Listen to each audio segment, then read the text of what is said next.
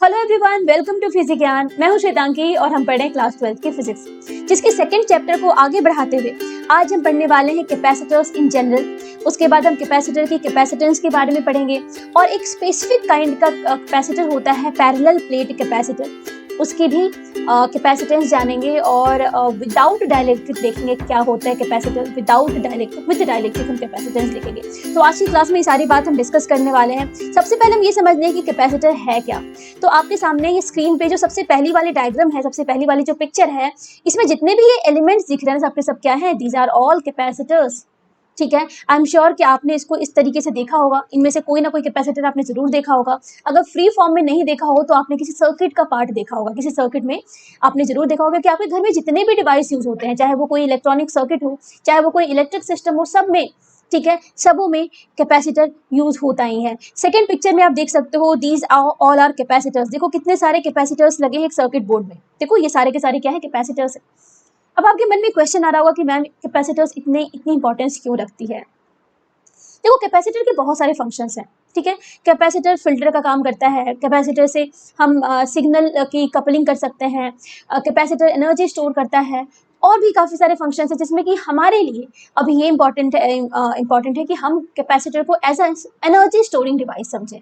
ठीक है, अगर कोई डिवाइस हमें ऐसे मिल जाती है जो एनर्जी स्टोर कर सकता है, और हमें क्या चाहिए। हाँ, और क्या चाहिए हमें। तो अभी तक हमको बस ये पता था कि बैटरी एनर्जी स्टोर कर सकती है, लेकिन अब कैपेसिटर भी एनर्जी स्टोर कर सकती है। हाँ, टेम्पररी कर सकती है, मतलब लॉन्ग टाइम के लिए नहीं कर सकती, बट एनर्जी स्टोरिंग डिवाइस तो है ही। डिवाइस कहना सही नहीं रहेगा, बिकॉज कैपेसिटर किसी बड़े सिस्टम का छोटा पार्ट होता है, एक पार्ट होता है, एलिमेंट कह सकते हो, कंपोनेंट कह सकते हो। तो basically capacitor is a energy storing component और एलिमेंट कह सकते हैं।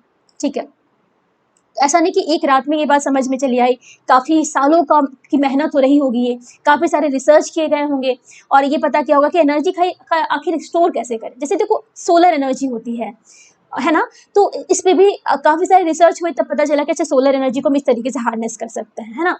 तो अब बात आती है कैपेसिटर की। तो कैपेसिटर भाई किस फॉर्म का एनर्जी इसमें स्टोर हो सकता है, कौन सी फॉर्म होती है एनर्जी की। तो हमें क्या पता है, एक बात तो पता है कि इलेक्ट्रिक फील्ड में एनर्जी होती है। भाई इलेक्ट्रिक फील्ड में energy can be stored in the form of electric field, ये बात हम जानते हैं। यानी कहीं इलेक्ट्रिक फील्ड है तो वहाँ एनर्जी है। इलेक्ट्रिक फील्ड जनरेट करने के लिए क्या चाहिए, चार्ज चाहिए, है ना। चार्ज चाहिए। अगर मान लो मेरे पास एक कोई बॉडी है जिस पे मैंने चार्ज दे दिया, तो चार्ज की वजह से क्या होगा, इलेक्ट्रिक फील्ड निकलेगी। इलेक्ट्रिक फील्ड में एनर्जी स्टोर होती है, यानी कि एनर्जी को स्टोर करने के लिए हमें अल्टीमेटली चार्ज को स्टोर करना है ना। देखो सिंपल सी बात, एक और तरीके से इस बात को समझो कि जब कोई आप चार्ज एक्यूमुलेट करते हो एक जगह, यानी कोई सिस्टम बनाते हो चार्ज की, तो चार्ज को कहीं पे स्टोर करने के लिए आपको वर्क डन करना पड़ेगा ना, है ना। चार्ज तो एक जगह नहीं रह सकती। अगर मानो पॉजिटिव चार्ज है काफ़ी सारे, तो सारे के सारे पॉजिटिव चार्ज एक साथ नहीं रह सकते। तो इनको एक जगह एक्यूमुलेट करने के लिए तुम्हें वर्क करना पड़ेगा। और हमें पता है कि work done by external agent is always stored as potential energy of the system. तो उस सिस्टम की एनर्जी बढ़ जाती है और उस स्टोर्ड एनर्जी को हम बाद में यूज कर सकते हैं। ठीक है, तो ये हमारा कॉन्सेप्ट था, ये क्लियर था बिल्कुल, ये चीजें हमें पता है कैसा होता है। अब यहाँ पे हमारे लिए जो हर्डल आता है वो आता है कि आखिर हम ऐसे सिस्टम बनाए कैसे जो चार्ज को स्टोर कर सके। ऐसी कैसी मतलब कौन सी सिस्टम होगी जो चार्ज को स्टोर कर सकती है। तो हमें ये बात भी पता है कि कंडक्टर चार्ज को स्टोर कर सकता है। हमें, मेरे पास अगर ये कंडक्टर है और इसको मालूम हम चार्ज देते हैं, तो ये कंडक्टर क्या करता है, इस चार्ज को अपने सरफेस पे स्प्रेड कर देता है ना, डिस्ट्रीब्यूट कर देता है। तो ये चार्ज क्या होगी, इसके सरफेस पे चली जाएगी, इसके सरफेस पे चली गई ये चार्ज, है ना। और इस चार्ज की वजह से क्या होता है, इलेक्ट्रिक फील्ड जनरेट हो जाता है। इलेक्ट्रिक फील्ड जनरेट हो गया, है ना। अब इलेक्ट्रिक फील्ड में क्या होगी, अब इलेक्ट्रिक फील्ड कहाँ से कहाँ, अगर मान लो ये एक आइसोलेटेड स्फीयर है, तो इसकी वजह से जो इलेक्ट्रिक फील्ड बनेगी इस स्फीयर के सरफेस से तुम्हारी स्टार्ट होगी और ये टर्मिनेट कहाँ करेगी, इन्फिनिटी पे जाके, है ना। तो यहाँ पे एनर्जी कहाँ पे स्टोर है, एनर्जी क्या हम कहते हैं इलेक्ट्रिक फील्ड में स्टोर है। यानी एनर्जी कहाँ पे स्टोर है, इस फील्ड में। यानी इस आर, ये जो इसके अगर मान लो रेडियस आर है, तो we can say that energy is stored between R to infinity.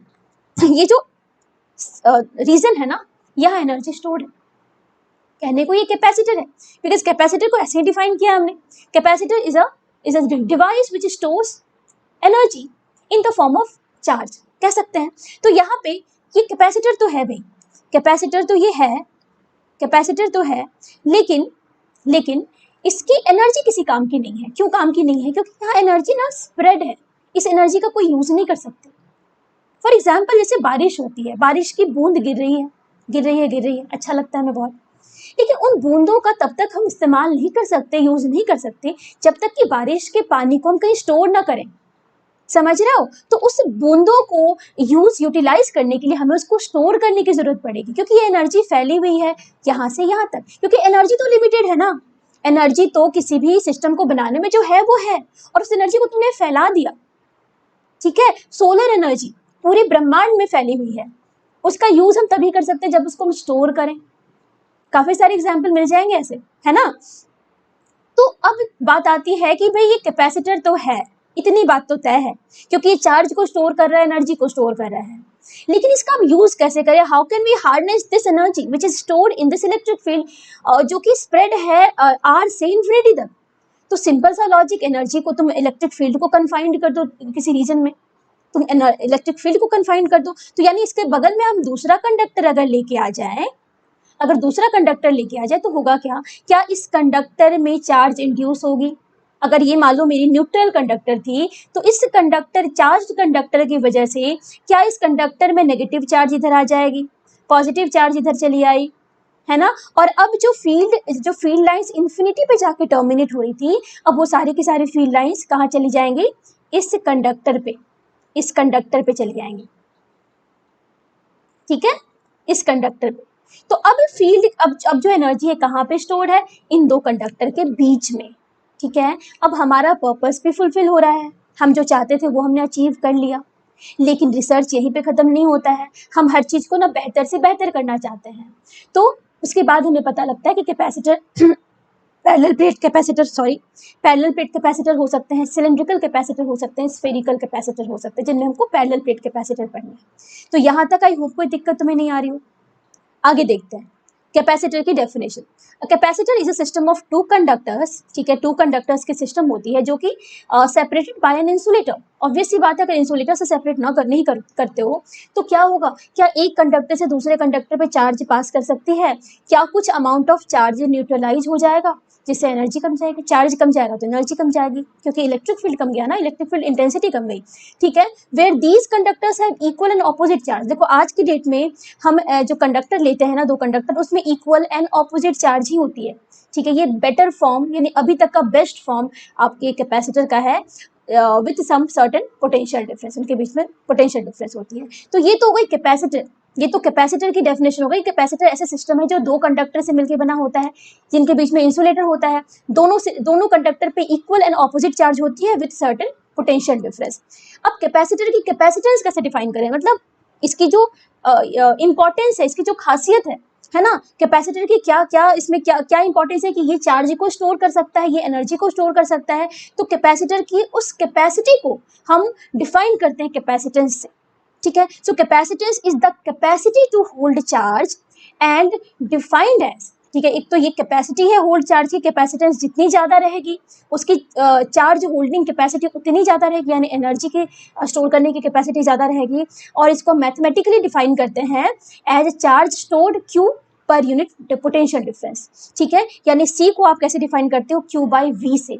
अब ये कहाँ से आ गया, ये कहाँ से आ गया? देखो किसी भी बॉडी पे तुम जितनी चार्ज दोगे उसकी पोटेंशियल उतनी ज़्यादा बढ़ेगी, इतनी, यहाँ पे कोई शक नहीं होनी चाहिए भाई। पोटेंशियल जो है किसी बॉडी की, it is directly proportional to charge. इतनी बात तो समझ आ रही है, चार्ज को बढ़ाते जाओगे तो उस बॉडी की पोटेंशियल भी बढ़ती जाएगी, ठीक है। इसका मतलब ये हो गया ना कि इन दोनों की रेशियो कांस्टेंट होनी चाहिए, एक को बढ़ाओगे तो दूसरी बढ़ेगी ऑटोमेटिकली। तो आप कह सकते हो कि Q by V, the ratio of Q by V is a constant, and ये कांस्टेंट और कुछ नहीं क्या है? कैपेसिटर है। कैपेसिटर की कैपेसिटेंस को हम C से डिनोट करते हैं, तो this is the constant which is called capacitance. तो C equals Q by V, या इसको सिंपली हम ऐसे याद रखते हैं Q इक्वल्स CV, ठीक है, ऐसे याद रखते हैं। तो ये आ गई मेरी कैपेसिटेंस की का फॉर्मूला। और बच्चों ये फॉर्मूला कोई ऐरा गैरा फॉर्मूला नहीं है, इस फॉर्मूले को याद रखो। ये किसी भी कैपेसिटर के लिए, किसी भी तरह का कैपेसिटर क्यों ना हो, ठीक है, हमें भले ही पैरेलल कैपेसिटर पढ़ना है, लेकिन चाहे वो तुम्हारी सिलेंड्रिकल कैपेसिटर हो, चाहे वो स्फेरिकल कैपेसिटर हो, सारे कैपेसिटर में ये फॉर्मूला ही यूज होता है। ठीक है, समझ आई बात? यानी कैपेसिटेंस निकालने के लिए we always divide the charge per unit charge by the potential difference between the two conductor. क्या बात आई समझ में? अब बात नेक्स्ट बात करते हैं हम what is the unit of capacitor. तो माइकल फैराडे के ऑनर में हमने क्या किया, इसकी यूनिट एसआई यूनिट लिख लो, इज फैराड। ठीक है, this is the unit of capacitance. Okay, F से डिनोट करते हैं इसे हम।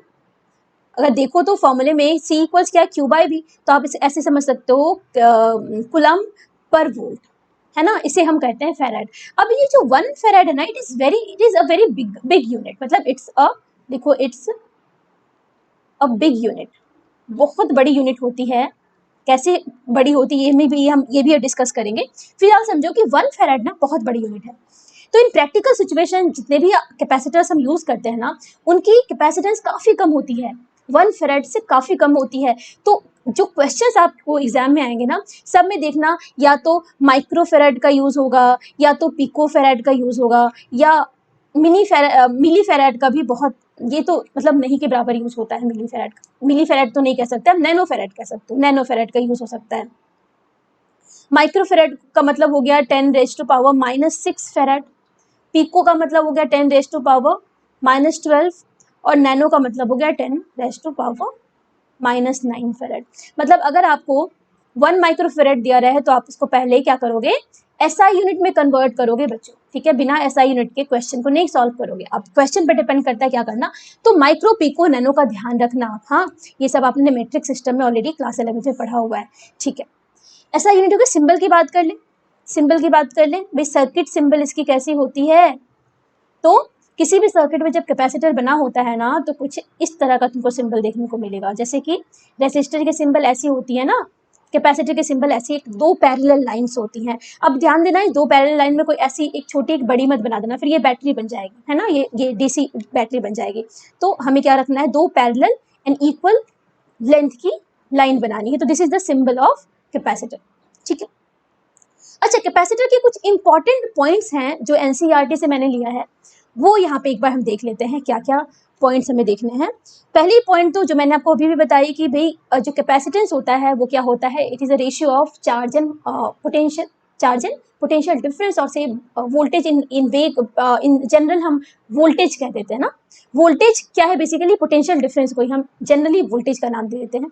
यहाँ पे इस जगह पे जो क्यू है ना, क्यू क्या है, क्यू 2 कंडक्टर पे जो चार्ज है, एक पे प्लस क्यू चार्ज, दूसरे पे माइनस क्यू चार्ज। तो basically Q is the charge on 1 conductor. ठीक है, एक कंडक्टर की चार्ज है। और V क्या है, V is the potential difference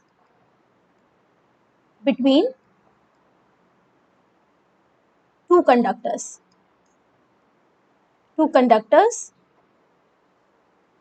of capacitor. Capacitor की जो 2 कंडक्टर होती है उसकी पोटेंशियल डिफरेंस को हम V से डिनोट करते हैं। ठीक है, बहुत अच्छा। नेक्स्ट पॉइंट देख लेते हैं क्या है, capacitance is independent of, yes this is very important, although formula include Q and V, but capacitance क्या होता है बच्चे, it is independent of Q and V। बिल्कुल सही, क्योंकि हमने क्या देखा कि V is directly proportional to Q। अगर Q बढ़ेगा, अगर तुमने बॉडी पे Q बढ़ा दिया तो ऑटोमेटिकली इसकी पोटेंशियल बढ़ जाएगी, है ना। और अगर ये दोनों साथ में बढ़ जाएगा तो फिर मतलब उसी फैक्टर से बढ़ता है तो फिर C तो कांस्टेंट रह गया।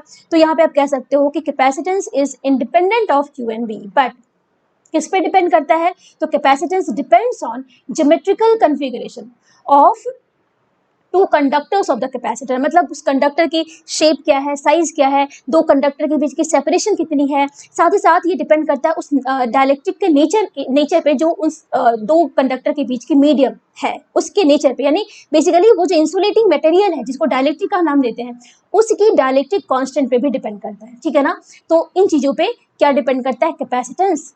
ठीक है, अच्छा, नेक्स्ट पॉइंट है, for large C V is small for a given Q। Simple सी बात भाई, ये फॉर्मूला है तुम्हारा C equals Q by V। अगर C ज़्यादा होगी, अगर कैपेसिटेंस ज़्यादा हो गया किसी भी कैपेसिटर का, अगर कैपेसिटेंस ज़्यादा है तो ऑब्वियसली फॉर गिवन Q, मान लो Q को कांस्टेंट रख दिया, फॉर गिवन Q क्या ये V की वैल्यू कम भी होगी तो हो जाएगा, मतलब उतनी ही चार्ज स्टोर कर सकता है वो कैपेसिटर, समझ रहे हो? अगर मान लो हमको सर्टेन अमाउंट का चार्ज स्टोर करना है किसी कैपेसिटर पे, ठीक है, चार्ज मैंने फिक्स कर दिया कि मुझे इतनी चार्ज चाहिए। अगर उस कैपेसिटर की मैंने ऐसा कैपेसिटर चूज किया जिसकी कैपेसिटेंस ज़्यादा है, ठीक है, जिसकी कैपेसिटेंस ज़्यादा है, तो क्या वो सेम अमाउंट का चार्ज लेस वोल्टेज में, लेस पोटेंशियल डिफरेंस में स्टोर कर सकता है अगर कैपेसिटेंस ज़्यादा है? तो ये तो फॉर्मूला से तुम्हें क्लियर हो रहा है, बिकॉज क्यू यहाँ पे हमने क्या रखा है, कांस्टेंट रखा है। क्यू कांस्टेंट रखा है तो for low value of voltage, for low value of potential difference, क्या capacitance should be high, capacitance ज़्यादा होनी चाहिए, ठीक है। इसी को मैंने अगले लाइन में एनसीईआरटी से ही लिया है, सारी चीज़ें एक्सप्लेन किया है कि that is capacitor can hold large amount of charge Q at relatively small v, ठीक है। अब इस केस में कैपेसिटर क्या कर सकता है, बहुत ज़्यादा चार्ज स्टोर कर सकता है अगर कैपेसिटेंस ज़्यादा हो कम वोल्टेज में, ठीक है। ऐसा क्यों भाई, ये तो एक सिंपल सी बात थी, फिर इसको अलग से एक पॉइंट बनाने की जरूरत क्या थी? ऐसा इसलिए बच्चों क्योंकि दिस इज डिजायरेबल, यही डिजायरेबल है। क्यों ये डिजायरेबल है बताती हूँ मैं। Why it is needed that we should keep this voltage, this potential difference low, इसे कम क्यों रखना चाहिए बताती हूँ अभी। देखो, जैसे मान लो मेरे पास कैपेसिटर है, दो कंडक्टर है, दोनों के बीच में क्या है, इलेक्ट्रिक फील्ड जनरेट हो रखी है, ठीक है। अगर हमने क्या किया, इनके बीच में समहाउ पोटेंशियल डिफरेंस बढ़ गया, हमने क्या किया कि चार्ज को बढ़ाया, ठीक है, कैपेसिटी कम है इस कैपेसिटेंस की, और हमें चार्ज इंक्रीज कर दिया। चार्ज इंक्रीज किया तो उस कैपेसिटेंस को कांस्टेंट रखने के लिए क्या पोटेंशियल डिफरेंस भी बढ़ गई, है ना भाई, V is directly proportional to Q। तो समहाउ क्या हुआ कि पोटेंशियल डिफरेंस बढ़ी, ठीक है। मान लो मेरे पास दो कंडक्टर है और इनके बीच में क्या हुआ कि तुमने चार्ज को बढ़ाया, Q बढ़ने से क्या हुआ, इलेक्ट्रिक फील्ड की वैल्यू बढ़ी, इलेक्ट्रिक फील्ड की वैल्यू बढ़ी तो क्या हुआ, पोटेंशियल डिफरेंस भी बढ़ गया, है ना। बेसिकली आप ऐसा समझो कि पोटेंशियल चार्ज बढ़ाया, पोटेंशियल डिफरेंस बढ़ी, इसकी वजह से इलेक्ट्रिक फील्ड बढ़ गई, जैसे भी समझना समझो। अल्टीमेटली क्या हो रहा है, इलेक्ट्रिक फील्ड इंटेंसिटी बढ़ रही है। पोटेंशियल डिफरेंस बढ़ने से क्या हो रहा है, अरे पोटेंशियल डिफरेंस की वजह से ही तो इलेक्ट्रिक फील्ड फ्लो करती है बच्चों, इतना क्या सोचना है, पोटेंशियल डिफरेंस है तभी तो फ्लो होती है इलेक्ट्रिक फील्ड। तो पोटेंशियल बढ़ेगी तो इलेक्ट्रिक फील्ड भी बढ़ेगी ना, इलेक्ट्रिक फील्ड की इंटेंसिटी बढ़ेगी ना। और आपने क्या लास्ट वाले मेरी जो लेक्चर थी उसके बिल्कुल फाइनल लास्ट के 3-4 मिनट में मैंने आपको समझाया था डाइलेक्ट्रिक स्ट्रेंथ क्या होती है, किसी भी डाइलेक्ट्रिक की, किसी भी इंसुलेटर की डाइलेक्ट्रिक स्ट्रेंथ होती है कुछ। डाइलेक्ट्रिक स्ट्रेंथ क्या होती है, it is the maximum value of electric field, ठीक है, जो कोई भी डाइलेक्ट्रिक सह सकता है, बेयर कर सकता है without break down its property, insulating property. यानी हर इंसुलेटर की, हर डाइलेक्ट्रिक की एक डाइलेक्ट्रिक स्ट्रेंथ होती है, ठीक है, एक मैक्सिमम इलेक्ट्रिक फील्ड तक ही ये बेयर कर सकता है, सो दैट कि इसकी खुद की जो प्रॉपर्टी है इंसुलेटिंग प्रॉपर्टी वो डिस्ट्रॉय ना हो, ठीक है। अगर हमने वोल्टेज बढ़ा दिया, पोटेंशियल डिफरेंस बढ़ा दिया तो क्या होगा, इलेक्ट्रिक फील्ड इंटेंसिटी इतनी ज़्यादा बढ़ जाएगी, हो सकता है ये इसकी डाइलेक्ट्रिक स्ट्रेंथ को भी क्रॉस कर जाए। और अगर एक बार ऐसा हो जाता है तो क्या होगा, अगर डाइलेक्ट्रिक स्ट्रेंथ से हमने इस E को बढ़ा दिया तो क्या होगा, ये इंसुलेटिंग मीडियम की इंसुलेशन थोड़ी सी कम जाएगी। इंसुलेशन कम जाने की वजह से ये थोड़ी सी कंडक्टर की तरह बिहेव करना शुरू कर देगा। तो अब जो चार्ज तुमने इन कंडक्टर्स पे स्टोर करके रखा था बच्चों, ये जो तुमने चार्ज स्टोर करके रखा था, ये चार्ज लीक करना शुरू कर देगी। लीक करने का मतलब सिंपल सी बात है कि चार्ज कम होना शुरू हो जाएगा। देखो समझाया था मैंने, चाहो तो देख लो प्रीवियस वीडियो, या फिर मैं अभी समझा दूं कि अगर मान देखो डाइलेक्ट्रिक मीडियम का मतलब इन अब मॉलिक्यूल से मिलके बने होंगे ना, ठीक है। इलेक्ट्रिक फील्ड की वजह से क्या, मालूम मैंने एक मॉलिक्यूल का मैं एग्जांपल लेके समझाती हूँ। ये तुम्हारी डाइलेक्ट्रिक की एक मॉलिक्यूल बना दी, इलेक्ट्रिक फील्ड इस डायरेक्शन में, इलेक्ट्रिक फील्ड की वजह से क्या होगा कि यहाँ पे पोलराइजेशन, मतलब थोड़ी सी चार्ज की सेपरेशन होगी। पॉजिटिव सेंटर आ जाएगा तुम्हारा इस तरफ और नेगेटिव सेंटर चला गया पीछे की साइड में, ठीक है। ये तो सेपरेशन की बात समझ रहे हो। अगर तुम इलेक्ट्रिक फील्ड को बढ़ाओगे तो इन चार्ज पे, ये जो चार्ज की सेंटर बनी हुई है, सेपरेटेड सेंटर्स बनी हुई है, इन पे क्या, इस पॉजिटिव चार्ज पे क्या फोर्स लग रहा होगा इस डायरेक्शन में, क्या नेगेटिव चार्ज पे फोर्स लग रहा होगा इस डायरेक्शन में। बहुत सिंपल तरीके से मैं समझा रही हूँ। क्या ये फोर्स भी बढ़ेगा बच्चों, बिकॉज फोर्स क्या होता है, charge into electric field. Force भी बढ़ना शुरू हो जाएगा। क्या फोर्स कभी हो सकता है इतना बढ़ जाए कि जो बाउंड चार्ज है वो फ्री हो जाए, ये चार्ज ब्रेक कर दे अपने बॉन्ड को और अब बाउंड चार्ज बन जाए फ्री चार्ज।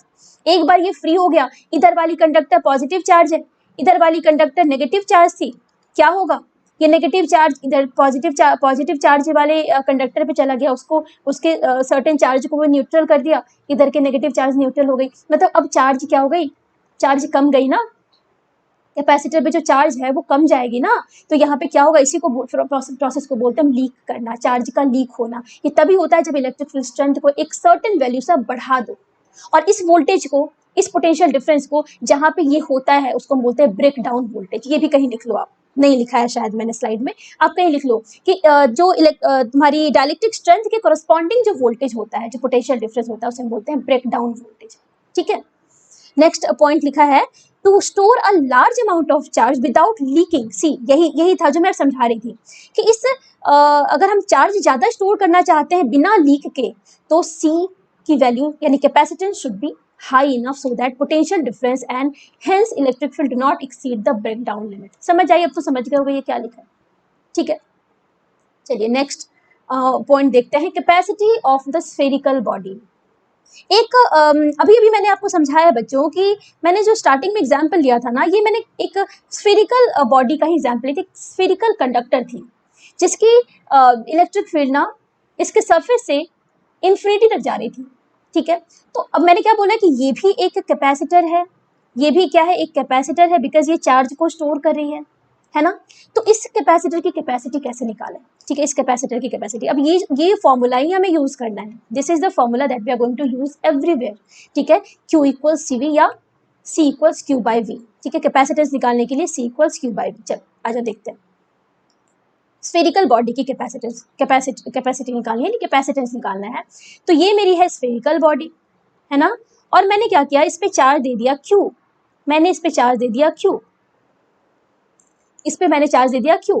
अब क्या हुआ, ये चार्ज इसके सरफेस पे फैल गई, भाई कंडक्टर है, कंडक्टर के सरफेस पे चार्ज फैलेगी ना, according depending upon the radius of curvature at different point, है ना। ठीक है, इसकी वजह से फील्ड जनरेट हो जाती है। ठीक है, हमें तो भाई एक फॉर्मूला अभी मैम ने बताया, क्या फॉर्मूला है कि C equals Q by V, और कुछ मुझे नहीं पता, मुझे पता है सीधी सादी बात कि कैपेसिटेंस होता है ratio of charge end voltage या पोटेंशियल डिफरेंस। अब यहाँ पे सिंगल कंडक्टर है, दो कंडक्टर तो लिया नहीं मैंने, तो भाई पोटेंशियल डिफरेंस क्या ले, तो पोटेंशियल ले लो इसके सिंपल से। भाई हम यहाँ पे ये तो अज्यूम कर सकते हैं कि एक कंडक्टर मेरी सामने रख रखी है, रियल हम उसको देख पा रहे हैं, ट्रू मतलब उसको देख पा रहे हैं हम। ठीक है, तो दूसरी कंडक्टर को आप इन्फिनिटी पे ले लो। ठीक है, दूसरी कंडक्टर मान लो, अरे तुम समझो ना, यहाँ पे जो इलेक्ट्रिक फील्ड है वो यहाँ से स्टार्ट होकर इन्फिनिटी तक जा रही है ना, इसका मतलब दूसरी कंडक्टर कहाँ रखी है, इन्फिनिटी पे रखी है। और इन्फिनिटी पे जो V होती है उसको हम रेफरेंस मान के चलते हैं, क्या जीरो मान के चलते हैं, है ना। तो अगर एक स्फेरिकल बॉडी की मुझे पोटेंशियल वोल्टेज पता है, तो क्या इनकी पोटेंशियल डिफरेंस सिंपली हो गई V माइनस जीरो। इन दोनों की पोटेंशियल डिफरेंस क्या V ही हो जाएगी बच्चों, नहीं होगी। ठीक है, तो यहाँ पे अगर मैं इसको फर्दर लिखूं तो क्या लिख सकती हूँ, C equals Q by potential of this spherical body. अच्छा, V potential of a spherical conductor क्या होता है बच्चों, क्या आपको पता है कि it is equal to K Q by R, where R is the radius of this sphere. एक कंडक्टिंग स्फीयर है जिसकी रेडियस है आर, है ना, तो उसकी जो पोटेंशियल होती है, आपको याद होगा कि मैंने जब इलेक्ट्रोस्टैटिक प्रॉपर्टी ऑफ कंडक्टर्स समझाया था, आपको बताया था, तो उसमें कुछ पॉइंट्स बताए थे, उसमें एक पॉइंट ये भी बताया था कि किसी भी कंडक्टर में हर पॉइंट पे, कंडक्टिंग बॉडी के हर पॉइंट पे, इनसाइड हो सरफेस हो, सब हर पॉइंट पे पोटेंशियल क्या होता है, कांस्टेंट होता है, इसलिए इसको बोलते हैं इक्वी पोटेंशियल रीजन। हर पॉइंट पे पोटेंशियल सेम होता है, और वो पोटेंशियल उतना ही होता है जितना कि इसके सरफेस पे होता है।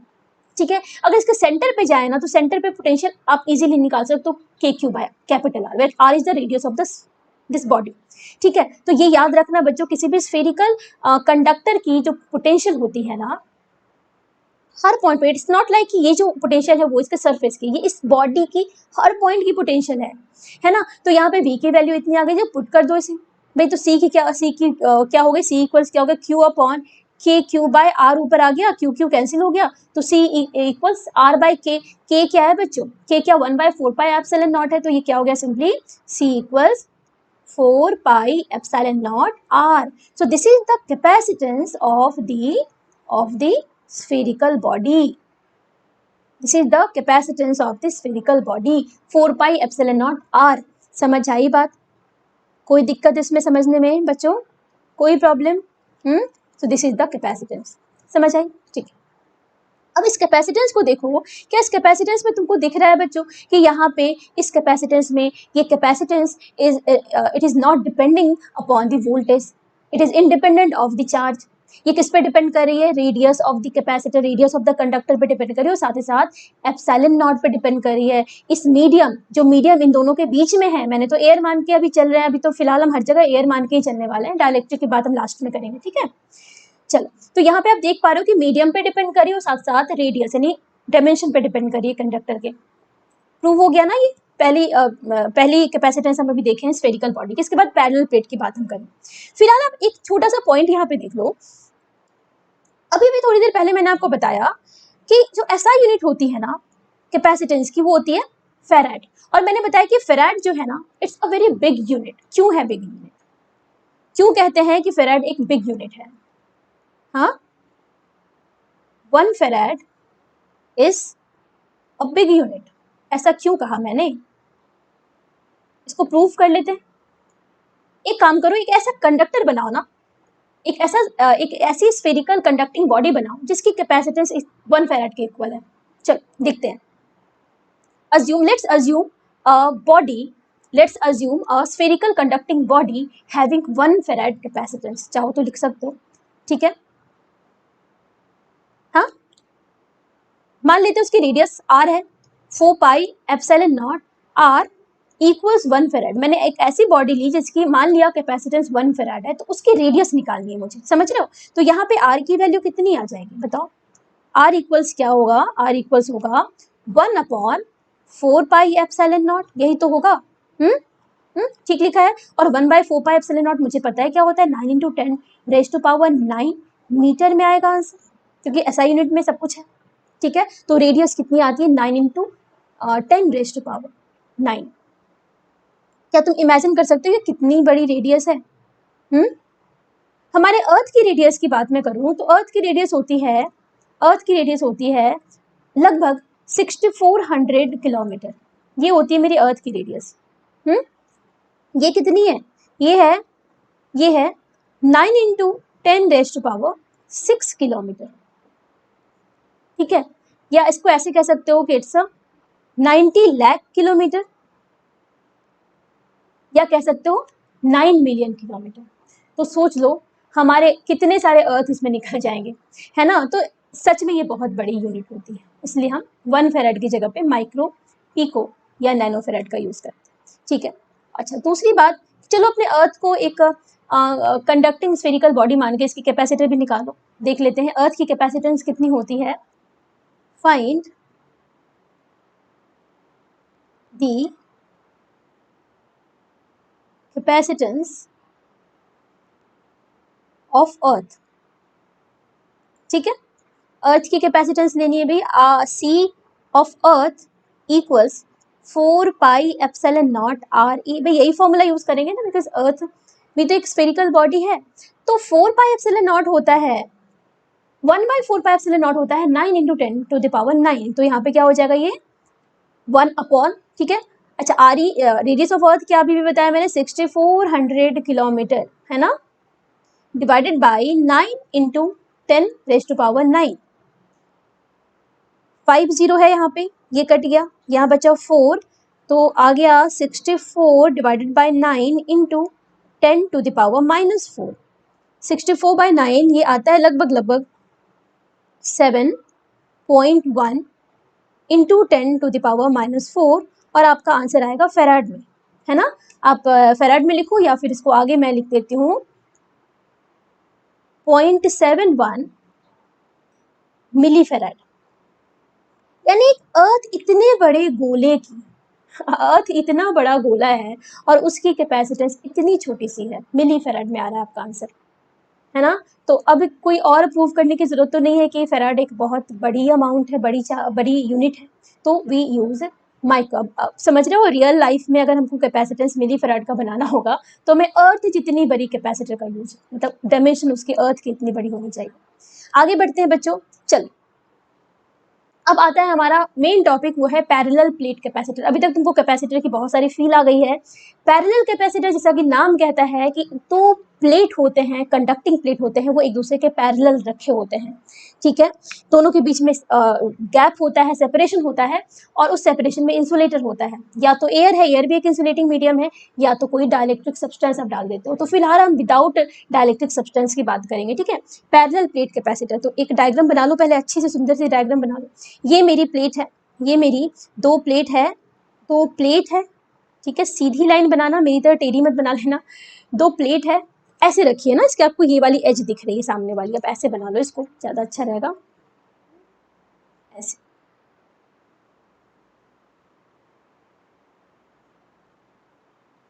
ये दो प्लेट है, सामने सामने रखी है, इसकी कुछ एरिया होगी, प्लेट की, दोनों प्लेट की कुछ ना कुछ एरिया होगी, और इसकी ये ना, इसकी सेपरेशन है between the plate, this is the separation between the plate, ठीक है।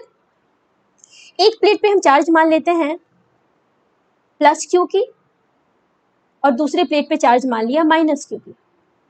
समझ आ रही है बात? अच्छा, यानी इस पे चार्ज है प्लस चार्ज इस प्लेट पे,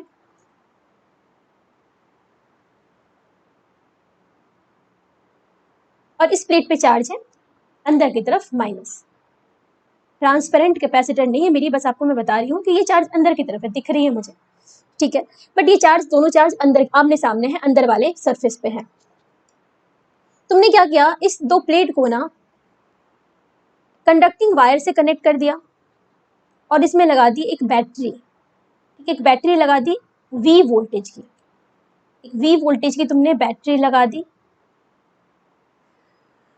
एक्चुअल में मैंने डायग्राम बनाया तो सही है, लेकिन डायग्राम जो बनाते वक्त मैंने बोला है वो गलत बोला है। क्या गलत बोला है कि दो कंडक्टिंग प्लेट है ना, उसको हमने कंडक्टिंग वायर से पहले कनेक्ट किया बैटरी से, उसके बाद ये चार्ज डेवलप हुई है, पहले से चार्ज नहीं है बच्चों। चार्ज हम देंगे कहाँ से, हम चार्ज कहाँ से रखेंगे? तो ये बैटरी है जो इस चार्ज का आदान प्रदान करता है, मतलब एक कंडक्टिंग सरफेस से चार्ज को लेता है और दूसरे कंडक्टिंग सरफेस पे चार्ज को डिपॉजिट करता है। तो ये काम कौन करता है? बैटरी करता है। तुमने एक न्यूट्रल दो कंडक्टर रखा था, कंडक्टिंग वायर से कनेक्ट किया, बैटरी के थ्रू ये चार्ज क्या होती है, फ्लो करना शुरू करती है। क्या होता है यहाँ पे, इस नेगेटिव देखो, जैसे तुमने कनेक्ट किया, इस बैटरी की जो पोटेंशियल डिफरेंस है यहाँ अपीयर होंगी, यहाँ पे पॉजिटिव आप कह सकते हो पोटेंशियल डेवलप होगा, यहाँ नेगेटिव पोटेंशियल डेवलप होगा।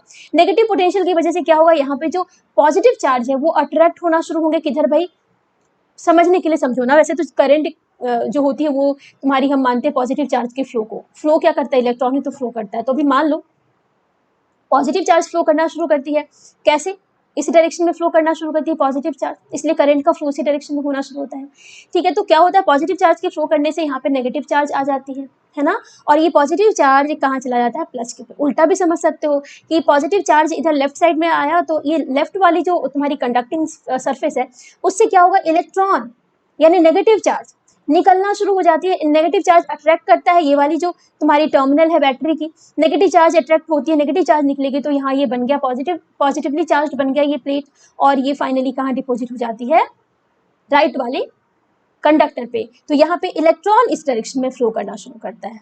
समझ आ रही है बात, मतलब करंट ऐसे फ्लो करिए, इलेक्ट्रॉन उल्टी डायरेक्शन में फ्लो करिए, ठीक।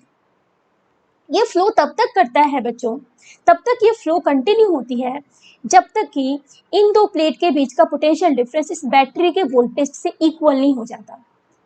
समझ रहे हो, होता क्या है कि जब इक्वल होती है पोटेंशियल डिफरेंस, उस वक्त अगर इलेक्ट्रॉन यहाँ से निकल रहा है तो इस इलेक्ट्रॉन को, इस रास्ते वाले इलेक्ट्रॉन को बैटरी भी सर्टेन फोर्स से अपनी तरफ अट्रैक्ट करेगा, और ये प्लेट भी उसी फोर्स से अट्रैक्ट करेगा, क्योंकि यहाँ पे दोनों की पोटेंशियल इक्वल हो चुकी है, ठीक है। तो अब फर्दर जो ये माइग्रेशन है चार्ज का वो स्टॉप हो जाता है उस वक्त। This is the case off fully charge capacitor. ये कब, कौन सा केस होता है बच्चे, फुल्ली चार्ज कैपेसिटर का। फुल्ली चार्ज का मतलब हो गया, अभी तुमने जितनी कैपेसिटी थी कैपेसिटर की, तुमने उसको चार्ज दे दिया, फुल्ली चार्ज कैपेसिटर। भाई बैटरी ऑब्वियसली पोटेंशियल डिफरेंस बढ़ाओगे तो चार्ज भी बढ़ेगी, ऐसा नहीं है। तो अभी फिलहाल इस पोटेंशियल डिफरेंस के लिए इस वोल्टेज के लिए तुमने चार्ज दे दिया क्यू अमाउंट का, ठीक है। अब सुनो, ये तो कहानी मैंने थोड़ी सी बात बता दी क्या कैसे फंक्शन करता है कैपेसिटर, कैसे चार्ज डिपॉजिट होता है, क्या ये बात समझ आया आप? ठीक है, अब आगे सुनो।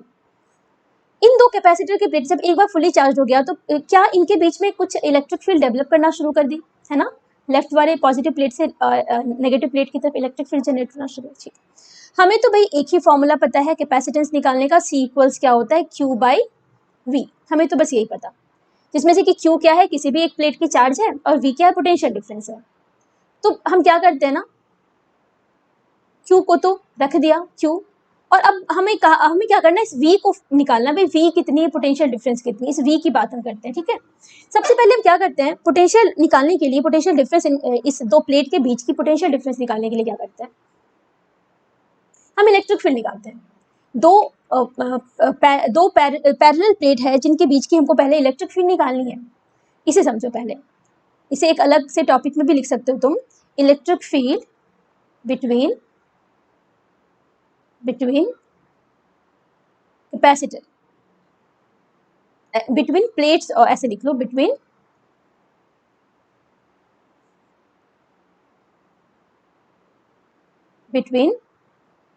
पैरेलल प्लेट कैपेसिटर, दो कंडक्टर के बीच में कैपेसिटर नहीं। अब देखो ये क्या है, ये शीट ऑफ चार्ज ही तो है ना, चार्ज की शीट ही तो है, दो शीट चार्ज की है, जिसकी एक पे चार्ज पॉजिटिव चार्ज, एक पे दूसरे पे नेगेटिव चार्ज है। अब फर्स्ट चैप्टर के बिल्कुल लास्ट में जहाँ पे एप्लीकेशन ऑफ गॉस लॉ तुम्हें मैंने बताया था, वहां पे तुमने पढ़ा है ये गॉस लॉ के एप्लीकेशन में, पर वहां पे एक पॉइंट था कि वो तुम्हारी इन्फिनाइट डायमेंशन की प्लेन थी, इस प्लेन की एरिया तो लिमिटेड है। तो यहाँ पे एक छोटा सा एजम्पशन हम क्या करते हैं कि इनकी सेपरेशन बहुत कम है, इतनी सी सेपरेशन इनके बीच में, छोटी सी बहुत, ये जो डी है ना बच्चे, बहुत छोटी है, मतलब ये मैंने यहाँ पे समझाने के लिए तुम्हें थोड़ा सा दिख रहा है ये, लेकिन ये बहुत बहुत बहुत कम होती है, मतलब एक पेपर का समझो, एक पेपर के जितनी इसकी सेपरेशन होती है इन जनरल। अगर ये सेपरेशन बहुत कम होगी, तुम सोचो कि सेपरेशन बहुत कम होगी, तो क्या उस सेपरेशन में तुम किसी पॉइंट पे इलेक्ट्रिक फील्ड निकालोगे, तो क्या उस पॉइंट के लिए ये जो प्लेट की डायमेंशन है, प्लेट की जो तुम्हारी एजेस है, काफी दूर दूर पे नहीं होगी।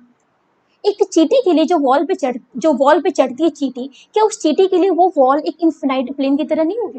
देखो इन्फिनिटी और ये जो जीरो होता है ना, ये अपने फिजिक्स में ना ये रिलेटिव टर्म है, मैं शुरू से बोलती हूँ। इन्फिनिटी का मतलब सच में इन्फिनिटी नहीं होता, this is infinity in relative to something, है ना, किसी ऑब्जर्वर के। तो यहाँ पे ऑब्जर्वर जो हमें इलेक्ट्रिक फील्ड जहाँ निकालनी है, इस छोटे से सेपरेशन के बीच में निकालनी है। तो यहाँ से तुम अगर इस वॉल को देखोगे ना, तो ये वॉल इन्फिनाइट वॉल लगेगी तुम्हें, इन्फिनाइट प्लेन लगेगा तुम्हें, और वहां पे तुम इन्फिनाइट प्लेन वाला फॉर्मूला यूज कर सकते हो। क्लियर हूं मैं, समझ आ रही है बात? चलो, तो यहाँ पे एक एजम्पशन ये भी है कि this D is very small, separation is very small, ये होना चाहिए बिल्कुल यहाँ, ठीक है। अच्छा चलो देखते हैं जल्दी से, ये मेरी दो प्लेट है, ठीक है, मैं अभी 2 डायमेंशन में बना रही हूँ उसको, ये मेरी दो प्लेट थी, ठीक है। चलो बहुत अच्छे, मेरे पास ये पहली रीजन है, ये दूसरी रीजन हो गई, ये तीसरी रीजन हो गई, थर्ड रीजन हो गया, ठीक है। तीनों रीजन में फटाफट से हम इलेक्ट्रिक फील्ड देख लेते हैं, एक सेकेंड, हो गया, हाँ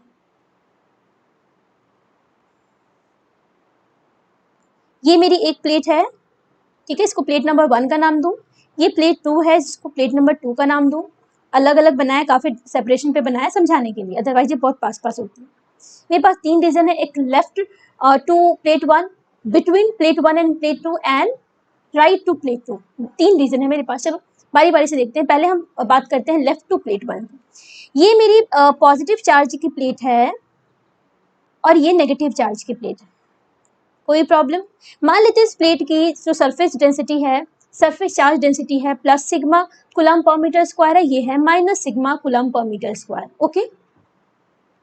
इस तरफ अगर मैं इलेक्ट्रिक फील्ड देखूं, because these are we can treat these plates as infinite plate, तो क्या यहाँ पे इस पॉइंट पे हम इलेक्ट्रिक फील्ड फर्स्ट तुम्हारी प्लेट की वजह से जो इलेक्ट्रिक फील्ड होगी वो अवे होगी, और इसकी वजह से क्या टूवर्ड्स होगी, भाई नेगेटिव चार्ज की तरफ ही तो फील्ड आती है पॉजिटिव चार्ज से। अच्छा, बिकॉज हमें पता है कि किसी भी इन्फिनाइट प्लेन सरफेस की जो फील्ड होती है वो कांस्टेंट होती है। कितनी होती है पहले तो हम ये बात कर ले, कितनी होती है? क्या E इक्वल्स होता है sigma by 2 epsilon naught for infinite plane sheet? बच्चों होता है क्या? क्या सिग्मा दोनों की सिग्मा सेम है? क्या एप्सिलॉन नॉट भी एप्सिलॉन नॉट ही है, कांस्टेंट वैल्यू है? क्या ये दोनों की अगर सेम होगी तो क्या एक दूसरे को कैंसिल कर देगा? करेगा क्या? करेगा, बिल्कुल करेगा। तो यहाँ पे इलेक्ट्रिक फील्ड क्या हो गया? जीरो। आउटसाइड ऑफ मतलब right left to the first plate और right to the second plate में क्या हम देख सकते हैं इस पॉइंट पे, जो ऐसे लिख लो ना, ये वाली हो गई electric field due to first वाली सरफेस और ये हो गई electric field due to second वाली सरफेस। अच्छा, यहाँ पे electric field due to second वाली सरफेस टुवर्ड्स हो जाएगी E2 और राइट वाली फर्स्ट वाली सरफेस क्या हो जाएगी? राइट वर्ड, है ना। दोनों की वैल्यू अगेन सेम, बिकॉज आप देख सकते हो कि ये तो इंडिपेंडेंट ऑफ एनीथिंग, मतलब सेपरेशन है हर जगह, मतलब यूनिफॉर्म फील्ड बन रही है। तो यहाँ पे भी इलेक्ट्रिक फील्ड कितनी आ रही है? जीरो आ रही है। अच्छा, बीच की बात कर लें, इलेक्ट्रिक हमपोसिस से मतलब है ना इलेक्ट्रिक फील्ड बीच में, जिस कहीं भी पॉइंट, कोई से भी पॉइंट ले लो भाई, फर्स्ट सरफेस की वजह से इलेक्ट्रिक फील्ड तो अवे बनेगी ना E1 और सेकेंड सरफेस की वजह से टुवर्ड्स बनेगी ना E2। तो यहाँ पे अगर तुमको E नेट लेना है, अगर इस पॉइंट पे तुमको E की वैल्यू निकालनी है तो बच्चों E इक्वल्स क्या हो जाएगा? यहाँ पे E की वैल्यू क्या हो जाएगी? E equals E1 plus E2। नहीं होगा क्या? क्या होगी वैल्यू? हाँ, E1 क्या हो गया? सिग्मा बाई 2 एप्सिलॉन नॉट और E2 क्या हो गया? Sigma by 2 epsilon not. तो E क्या हो गया फाइनली मेरा? क्या सिग्मा बाई एप्सिलॉन नॉट नहीं हो गया? क्या यही वैल्यू होती है किसी भी कैपेसिटर के बीच में अगर तुमको इलेक्ट्रिक फील्ड निकालना हो? तो this is the value of electric field between the conductor of the capacitor.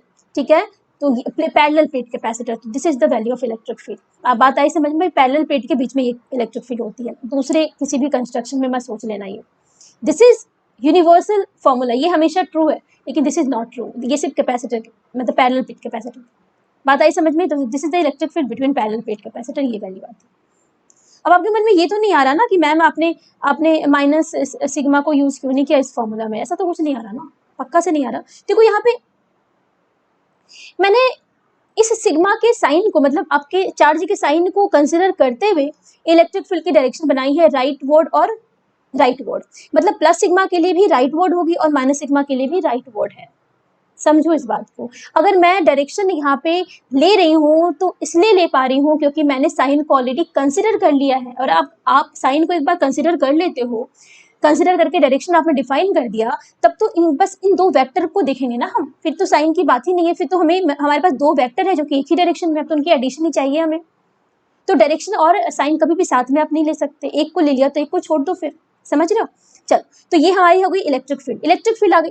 अब एक और बात पता चल रही है मुझे कि इलेक्ट्रिक फील्ड यूनिफॉर्म है। अब फिर से जाओ अपने प्रीवियस नॉलेज पे। हमें पता है कि इलेक्ट्रिक फील्ड अगर यूनिफॉर्म होती है ना, तो उस इलेक्ट्रिक फील्ड के अंदर अगर पोटेंशियल डिफरेंस हमें निकालना होता है दो पॉइंट के बीच में, है ना, तो that potential difference is simply equal to electric field multiplied by the distance, the displacement between two point. Basically हम लेते हैं component of the distance along the electric field line. तो भाई मान लो कि डी डिस्टेंस तो भाई अलोंग इलेक्ट्रिक फील्ड लाइन के अलोंग ही तो चल रही है डी, जो सेपरेशन है नहीं। तो यहाँ पे जो पोटेंशियल डिफरेंस आएगा ना बच्चों, the potential difference between the plate will be simply E into D, which is sigma D by epsilon not. सही लिख रही हूँ क्या?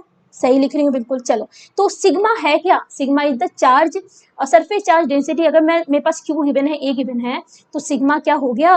क्या सिग्मा हो गया क्यू बाई ए बच्चों। हुआ क्या? यहाँ से और यहाँ से क्या इस जगह से हम लिख सकते हैं क्यू बाई वी, मतलब यहाँ से क्या लिख सकते हैं? सी इक्वल्स क्यू बाई वी, और क्यू बाई वी, वी की जगह पे ये पुट कर दो, क्यू क्यू कैंसिल हो गया, ए एप्सिलॉन नॉट ऊपर चला गया और नीचे बच गया डी। सो ये है मेरी capacitance of parallel plate capacitor. ठीक है, कोई दिक्कत बच्चों? So this is the capacitance of parallel plate capacitor. ठीक है, इस कैपेसिटेंस में भी तुम देखो ध्यान से, तो यहाँ भी जो कैपेसिटेंस है वो क्यू और वी पे डिपेंड नहीं कर रही। किस पे डिपेंड करी? किस पे डिपेंड करी? एरिया ऑफ कैपेसिटर की plate, separation between the plate and intervening medium between the plate, जो कि मैंने आपको पहले ही बता दिया है। ठीक है, चलिए नेक्स्ट टॉपिक देखते हैं। Effect of dielectric on capacitance. Basically parallel plate capacitance, capacitor पे क्या इफेक्ट होता है डायलेक्ट्रिक का? देखो अभी भी जो हमने पैरेलल प्लेट कैपेसिटर देखा, इसमें इन दो कंडक्टर के बीच में एयर है है ना, एयर है, कोई डाइलेक्ट्रिक सब्सटेंस नहीं है, तब हमारी कैपेसिटेंस कितनी आती है, ए एप्सिलॉन नॉट डी। अब हम देखेंगे कि इनके सेपरेशन को अगर हम किसी डाइलेक्ट्रिक मटेरियल से फिल कर दें तो फिर कैपेसिटेंस पे क्या इफेक्ट आता है। तो चलो सेम डायग्राम हमारी, ये मेरी पैरेलल प्लेट कैपेसिटर है ना, और इनके बीच मैंने क्या किया, अभी इनके बीच मैंने एक डाइलेक्ट्रिक सब्सटेंस डाल दी, ठीक है। अब क्या होता है, क्या कैपेसिटेंस क्या आती है इनके बीच की, वो हमें देखना है, ठीक है। ये बीच में मैंने डाइलेक्ट्रिक सब्सटेंस डाला है।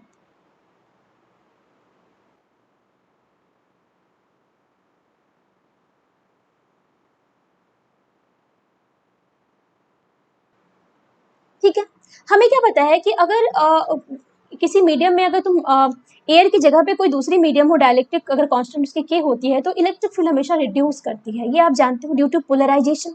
मीडियम क्या होती है, डाइलेक्ट्रिक क्या होती है, डाइलेक्ट्रिक मीडियम पोलराइज्ड हो जाती है, जिसकी वजह से electric field, net electric field reduce कर जाती है, ठीक है। तो यहाँ पे हम लिख सकते हैं, लिख लो पहले, consider the region between plates is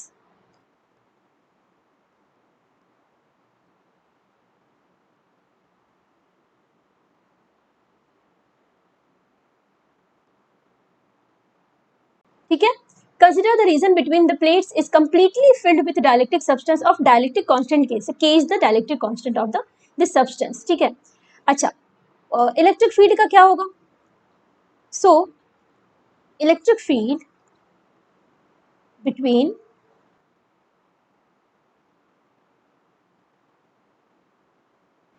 E equals क्या हो जाएगा भाई, पहले सिग्मा बाई एप्सिलॉन नॉट था, अब क्या हो जाएगा, sigma upon K epsilon not, K से रिड्यूस कर जाएगा, ठीक है।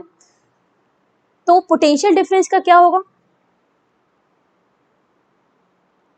V इक्वल्स क्या हो जाएगा, E into D, that is sigma D upon K epsilon not, है ना।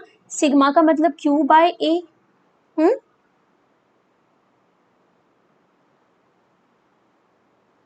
और यहाँ से तुम्हारी कैपेसिटेंस कितनी चली आती है, अब कैपेसिटेंस होता है Q बाई V, तो Q अपॉन V क्या आ जाएगा, Q D upon A K epsilon not, यहाँ से Q कैंसिल, और C फाइनली कितनी आ जाती है, K epsilon naught A by D।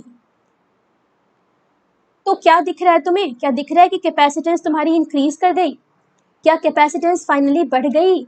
अगर मैं इस कैपेसिटेंस को डिनोट करूँ ऐसे M से, मतलब इन डाइलेक्ट्रिक मीडियम कैपेसिटेंस तुम्हारी CM है, in any other medium other than air, और पहले वाली कैपेसिटेंस को मैं डिनोट करूँ C नॉट से, तो क्या तुम्हें दिख रहा है कि किसी डाइलेक्ट्रिक मीडियम में कैपेसिटेंस K फैक्टर से इंक्रीज करके वे K is the dielectric constant of the dielectric medium. So this capacitance is greater than the capacitance of the capacitor in which the medium between the two conductors is vacuum और air. तो C not की value मैंने आप ये भी देखी क्या होती है, epsilon naught A by D, है ना।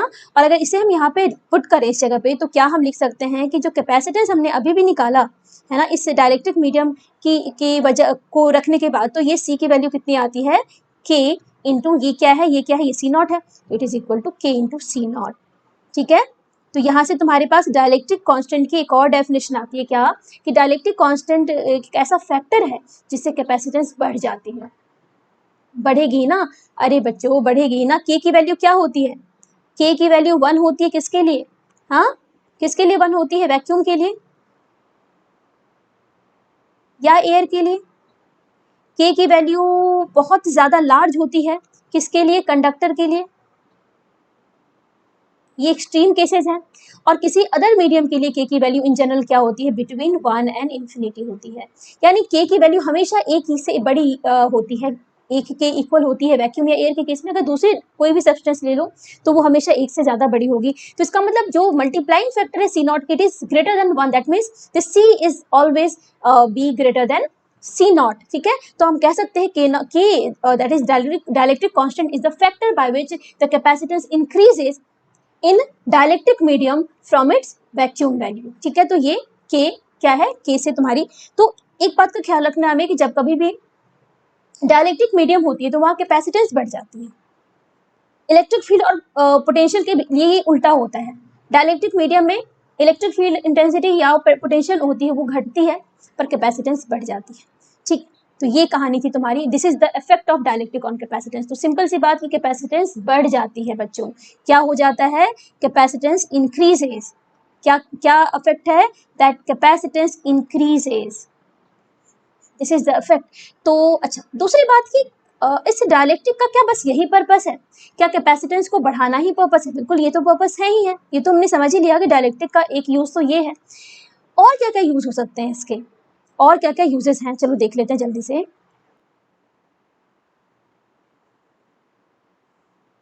अच्छा देखते हैं, लिख लो, purposes of dielectric.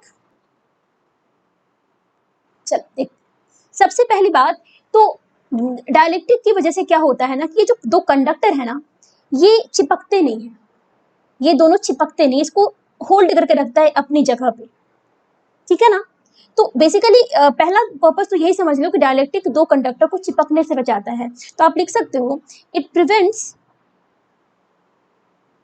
Prevents to plates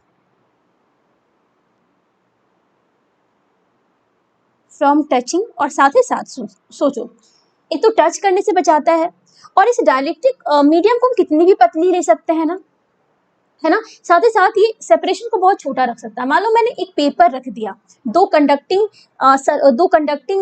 foil है मेरे पास, समझो कि जो एल्यूमिनियम की फॉइल आती है उतनी पतली तुम्हारी कंडक्टिंग प्लेट जिसको नाम दे रहे हैं, वो उतनी पतली सी शीट हो सकती है मेटल की, और उसके बीच में अगर मैंने एक पेपर डाल दिया तो that paper will behave as a dielectric medium, समझ रहे हो। तो यहाँ पे इतनी पतली हो सकती है ये तुम्हारी जो डाइलेक्ट्रिक मीडियम है। तो एक तो ये प्रिवेंट करती है दो प्लेट को टच करने से, और साथ ही साथ it prevents two plates from touching and keep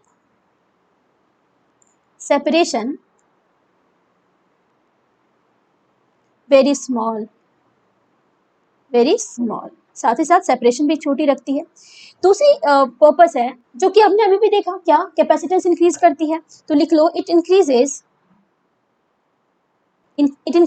the capacitance, it increases the capacitance, that is इसका एक और मतलब क्या है जो कि हमने स्टार्टिंग में पढ़ा था कि कैपेसिटेंस के बढ़ने से हम ज़्यादा चार्ज को स्टोर कर सकते हैं कम वोल्टेज में। नहीं, कैपेसिटेंस के बढ़ने का मतलब हो गया that is capacitor can store more charge at lower potential difference. भाई ये तो डिजायर है ना, हमारा डिजायरेबल है ना कि हम चाहते हैं पोटेंशियल डिफरेंस कम हो, इलेक्ट्रिक फील्ड इंटेंसिटी कम हो, जिससे डायलेक्ट्रिक स्ट्रेंथ को क्रॉस ना कर जाए, ब्रेक डाउन ना हो जाए, ठीक है। तो यानी अगर हम कैपेसिटेंस को बढ़ा देते हैं तो सेम चार्ज को हम स्टोर कर सकते हैं रिलेटिवली लोअर वोल्टेज पे, ठीक है। और तीसरी प्रॉपर्टी तो सपोर्ट देता है। बहुत पतली अगर शीट होगी तो ऐसे खड़ा तो नहीं रह पाएगा खुद ब खुद। हम अगर क्या कर सकते हैं, एक शीट ले लें, एक डाइलेक्ट्रिक की शीट ले लें, उसके इस तरफ मेटल की पेंट कर दें, इस तरफ मेटल की पेंट कर दें, हो गया, वो बन गया तुम्हारा मेटेलिक प्लेट, समझ रहे हो। तो it gives support to the thin plates of capacitor, ठीक है। तो इस तरीके से तुम कुछ पर्पसेस देख सकते हो डाइलेक्ट्रिक के। चल, क्या क्या बताया मैंने। एक तो सबसे पहली बात कैपेसिटेंस को बढ़ाता है, जिसकी वजह से तुम सेम अमाउंट की चार्ज को रिलेटिवली लोअर वोल्टेज में स्टोर कर सकते हो, जिससे कि ब्रेकडाउन की जो प्रोबेबिलिटी होती है वो घट जाती है यहाँ पे अगर कैपेसिटेंस बढ़ती है तो, डाइलेक्ट्रिक की वजह से। दूसरी कि ये प्लेट को टच होने से बचाता है ना, और सेपरेशन को साथ ही साथ कम रखता है। सेपरेशन अगर कम होगी तभी तो तुम कह सकते हो कि कैपेसिटेंस मेरी ज़्यादा होगी, सेपरेशन कम होगी तो ही तो कैपेसिटेंस ज़्यादा होगी। बच्चों देखो, उस फॉर्मूले में तुम्हारा जो सेपरेशन है डी है वो डिनोमिनेटर में है। उसके बाद ये कैपेसिटर की जो प्लेट होती है उसको सपोर्ट देता है, ठीक है। अच्छा नेक्स्ट देखते हैं, next one is capacitor with dielectric slab of thickness. अब यहाँ पे जो डाइलेक्ट्रिक स्लैब मैंने डाली है ना, ये पूरे रीजन में नहीं डाला, हमने क्या किया, इसके थोड़े से रीजन में डाइलेक्ट्रिक स्लैब डाल दिया, अब बाकी की सारी वैक्यूम ही है। तो यहाँ पे भी मैं एक डायग्राम से चीजें क्लियर होती हैं। चलो डायग्राम देख लेते हैं। ये मेरी 2 कैपेसिटर की प्लेट है, जल्दी से इसको देख लें। और मैंने बीच में कहीं पे, मतलब 2 बस मैं 2 डायमेंशनल डायग्राम बना रही हूँ, मैंने सब बस सामने की एज बनाई है, और इसके बीच में कहीं भी मतलब बिल्कुल बीच में नहीं है, कहीं भी ये मैंने एक डाइलेक्ट्रिक स्लैब भी इंसर्ट कर दिया। ठीक है, ये मेरी क्या है, डाइलेक्ट्रिक स्लैब। ठीक है, इसमें ये मेरी सेपरेशन बिटवीन प्लेट है डी, और ये है तुम्हारी डाइलेक्ट्रिक की थिकनेस कितनी है, टी। मान लेते हैं कि डाइलेक्ट्रिक की जो स्लैब है मेरी, इसकी ये वाली सरफेस, मतलब लेफ्ट वाली सरफेस, यहाँ मतलब इस प्लेट से, जो कि पॉजिटिव प्लस क्यू चार्ज इस प्लेट पे है, इससे एक्स डिस्टेंस पे है मान लिया, तो ये डिस्टेंस क्या हो जाएगा, ये डिस्टेंस क्या हो गई बच्चे, ये राइट वाली सरफेस से तुम्हारी नेगेटिव चार्ज जो तुम्हारा प्लेट है उसके बीच की सेपरेशन क्या हो गई बताओ, D minus x plus T, यही तो होगी। कोई तो दिक्कत नहीं होनी चाहिए ना, फील नहीं आ रहा क्या? अरे डायग्राम समझे या नहीं समझे? अरे ये मेरी स्लैब है, ये यही तो स्लैब है मेरी, है ना। ये 2 प्लेट थी, ये 2 प्लेट है, और इसके बीच में मैंने डाल दिया एक डाइलेक्ट्रिक स्लैब। अब समझ आ रहा है? कुछ 3 डायमेंशन में दिख रहा है डायग्राम? हाँ, ठीक है, ये है मेरी डाइलेक्ट्रिक। अच्छा चलो, अब यहाँ पे हमें क्या करना है, अगेन कैपेसिटेंस निकालना है। इसका देखते हैं क्या फॉर्मूला है, फाइनल क्या फॉर्मूला आता है। चलो डिराइव करना शुरू करें। देखो,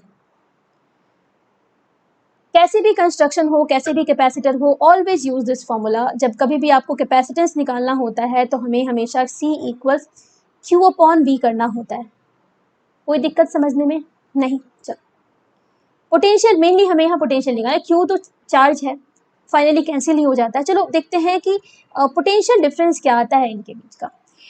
बताओ मुझे, इस रीजन में यहाँ पे वैक्यूम है क्या? यहाँ वैक्यूम है। मैंने जो डाइलेक्ट्रिक स्लैब इंसर्ट की है, मान लेते हैं इसकी डाइलेक्ट्रिक कांस्टेंट K है, तो यहाँ पे जो इलेक्ट्रिक फील्ड होगी क्या होगी बच्चों, क्या सिग्मा अपॉन एप्सिलॉन नॉट होगी? बिल्कुल। इस जगह पे क्या electric field again sigma upon epsilon not होगी, लेकिन डाइलेक्ट्रिक स्लैब के अंदर जो इलेक्ट्रिक फील्ड होगी क्या होगी, ये sigma upon K epsilon not. भाई इलेक्ट्रिक फील्ड तो घटेगी ना डाइलेक्ट्रिक स्लैब के अंदर, तो these are 3 electric field E1 E2 E3 मान लिया। पोटेंशियल डिफरेंस की बात करें, पोटेंशियल डिफरेंस, तो क्या ये सीरीज कॉम्बिनेशन ऐसा कुछ दिख रहा है? हाँ, इन 2 प्लेट के बीच की पोटेंशियल डिफरेंस प्लस इन 2 के बीच की पोटेंशियल डिफरेंस और इनके बीच की पोटेंशियल डिफरेंस, इनको अगर हम ऐड कर देते हैं तो क्या that will give us the potential difference between this plate and this plate. बच्चों बात आ रही है समझ में? भाई इलेक्ट्रिक पोटेंशियल डिफरेंस क्या हो जाता है? पोटेंशियल डिफरेंस सिंपली होता है E into D. This is the potential difference in uniform electric field. भाई इलेक्ट्रिक फील्ड तो हर जगह यूनिफॉर्म है, तो दिस विल बी, है ना। V1 की एक काम करते हैं, एक एक करके देखते हैं, एक एक करके। मान लिया इस मीडियम में, इस वाले मीडियम में, इस वैक्यूम में, ये वाली जो पोटेंशियल डिफरेंस है ये मेरी V1 है। इस मीडियम में, डाइलेक्ट्रिक मीडियम में पोटेंशियल डिफरेंस V2 है, और यहाँ पे मेरी पोटेंशियल डिफरेंस क्या है, V3 है। तो नेट पोटेंशियल डिफरेंस अगर निकालोगे that will be equal to sum of V1 V2 and V3, है ना। V1 क्या हो गया? V1 हो गया simply electric field intensity multiplied by the distance. Distance क्या क्या, व्हाट इज द सेपरेशन बच्चे, ये क्या x है, तो क्या लिख सकते हैं हम, sigma by epsilon not into x plus sigma by K into epsilon naught into what is the distance, t plus sigma by epsilon naught into d minus x plus t। सही लिखा है क्या? देख लो एक बार। तो यहाँ से तुम्हारी जो पोटेंशियल डिफरेंस है इसमें क्या क्या कॉमन ले सकते हैं हम, सिग्मा बाई एप्सिलॉन नॉट को कॉमन ले लें, ब्रैकेट में क्या बचा, x प्लस टी बाई के plus d minus x minus T. देखो एक बार सही किया है क्या? यहाँ से एक्स एक्स हो जाता है कैंसिल, एक्स एक्स हो गया कैंसिल, और फाइनली तुम्हारी v की वैल्यू कितनी आती है, सिग्मा अपॉन एप्सिलॉन नॉट, और ब्रैकेट में आ जाता है d minus T plus T by के। तो ये मेरी पोटेंशियल डिफरेंस चली आती है। तो सिग्मा को अगर तुम रिप्लेस कर दो, सिग्मा क्या है, सिग्मा बेसिकली सिग्मा है Q by A, where A is the area of these two plates. ठीक है, सिग्मा को हम रिप्लेस कर देते हैं, sigma equals Q by A. ठीक है ना। तो कैपेसिटेंस क्या होता है बच्चे, क्यू बाई वी होता है। तो क्यू अपॉन अगर ये वैल्यू रखोगे तो क्यू क्यू हो जाएगा कैंसिल, और हमारा जो रिजल्ट आता है वो क्या आ जाता है, A epsilon not divided by D minus T plus T by के। देखो एक बार क्या रिजल्ट समझ आया। ये आ जाता है हमारा कैपेसिटेंस। अगर तुमने पूरी रीजन में डाइलेक्ट्रिक स्लैब को नहीं रख के अपने टी थिकनेस के डाइलेक्ट्रिक स्लैब को रखा है तो। अच्छा, इस रिजल्ट में एक इंटरेस्टिंग फैक्ट क्या है कि जो रिजल्ट आ रहा है, कैपेसिटेंस आ रहा है ना, it is independent of the value of x. मतलब डाइलेक्ट्रिक स्लैब को तुम कहीं भी रखो, ये रिजल्ट इस पर इसके थिकनेस पे डिपेंड कर रहा है ना, टी पे डिपेंड कर रहा है और डाइलेक्ट्रिक कांस्टेंट पे डिपेंड कर रहा है। तो कोई फर्क नहीं पड़ता, बीच में रखो, कहीं किसी के ज़्यादा करीब रखो, किसी से दूर रखो। तो दिस इज द कैपेसिटेंस। अब इसको याद कैसे करें, तो याद करने का सिंपल सा तरीका है कि हमको अगर कैपेसिटेंस की वैल्यू पता है क्या होती है, कैपेसिटेंस की value C equals parallel plate के लिए क्या होती है बच्चे, epsilon naught A by D होती है ना। ठीक है, ये तो याद रखना है तुम्हें। क्या करो, अगर टी थिकनेस की तुमने डाइलेक्ट्रिक स्लैब को इंसर्ट किया है तो इसमें से क्या करो, टी को माइनस कर दो डिनोमिनेटर से। अब टी को माइनस कर देंगे मतलब वो तो उतनी वैल्यू चली गई ना, उतनी सेपरेशन चली गई, पर आपने वहां पे क्या किया, डाइलेक्ट्रिक स्लैब को इंसर्ट किया, मतलब वहां पे इलेक्ट्रिक फील्ड की कुछ तो वैल्यू है। जो वैल्यू है वो के से, मतलब के फैक्टर से कम हो रही है ना, इलेक्ट्रिक फील्ड के फैक्टर से कम हो रही है, या पोटेंशियल डिफरेंस के फैक्टर से कम हो रही है। तुमने पहले क्या किया, उससे थिकनेस को पहले तुमने सब्ट्रैक्ट कर दिया है ना, पूरे थिकनेस में से तुमने उतनी थिकनेस को सब्ट्रैक्ट कर दिया जितनी की डाइलेक्ट्रिक स्लैब की थिकनेस है। अब तुम उतनी थिकनेस को ऐड करो टी बाई के, जो इफेक्टिव थिकनेस है, मतलब जितनी इलेक्ट्रिक फील्ड वहां प्रेजेंट है या जितनी पोटेंशियल डिफरेंस प्रेजेंट है, क्या प्रेजेंट है भाई, के फैक्टर से तुम्हारी डिक्रीज कर दी है ना पोटेंशियल। तो इस तरीके से तुम याद रख सकते हो भाई, ऐसे ही मैं याद रखती हूँ इसलिए मैं आपको बता रही हूँ। तो ये हो गया फॉर्मूला फॉर द कैपेसिटेंस। अब चलो कुछ स्पेशल केसेस देखते हैं, फिर क्लास में एंड करूंगी, बहुत लंबी क्लास चली गई पता है मुझे, पर ठीक है चलिए देखते हैं। ये हो गई तुम्हारी जनरल केस। अगर ये डाइलेक्ट्रिक स्लैब जो है अगर वो कंडक्टर हो जाए तो क्या, अगर कंडक्टर हो जाए बच्चों तो देखते हैं केसेस। तो पहली केस लेते हैं, व्हेन k इज इन्फिनिटी। अगर k मेरा इन्फिनिटी हो जाता है, यहाँ पे अगर इन्फिनिटी वैल्यू रखते हो तो ये तो जीरो हो गया, ये तो जीरो हो गया है ना। तो हमारी जो कैपेसिटेंस आती है that is simply equal to a epsilon naught a by d minus T. मतलब जितने की तुमने स्लैब डाली है ना उसको सीधे से सब्ट्रैक्ट कर दो, क्योंकि उसमें इलेक्ट्रिक फील्ड है ही नहीं, उसमें इलेक्ट्रिक फील्ड है ही नहीं, है ना। इलेक्ट्रिक फील्ड नहीं है तो पोटेंशियल जो है तुम्हारी पोटेंशियल डिफरेंस जीरो है। पोटेंशियल डिफरेंस दो सरफेस की पोटेंशियल डिफरेंस क्या है, जीरो है, तो उसे हम कंसिडर ही नहीं करना है ना। तो पूरी सेपरेशन से तुम क्या करो, उतनी थिकनेस को सब्ट्रैक्ट कर दो। So this is the capacitance if the dielectric slab is metallic, मतलब डाइलेक्ट्रिक स्लैब तुम्हारी क्या है, मेटल है ना। तो यहाँ पे लिख सकते हो इफ स्लैब इज कंडक्टर।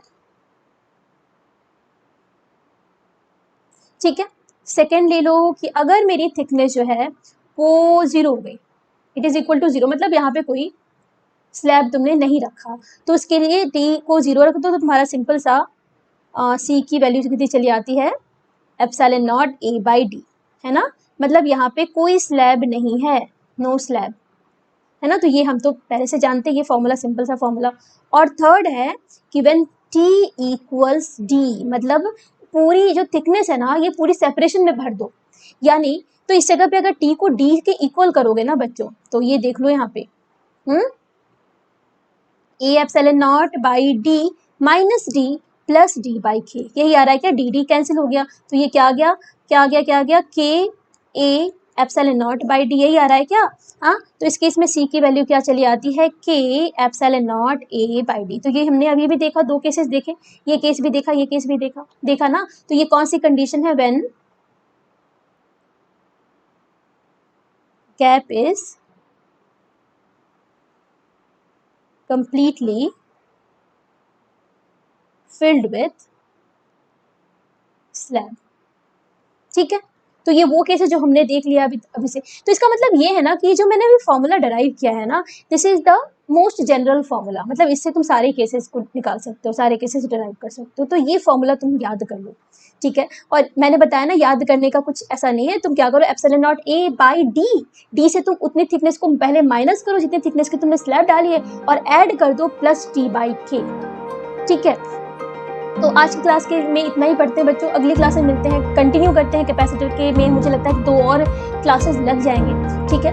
चलिए फिर पढ़ाई करते रहो, खुश रहो, थैंक यू।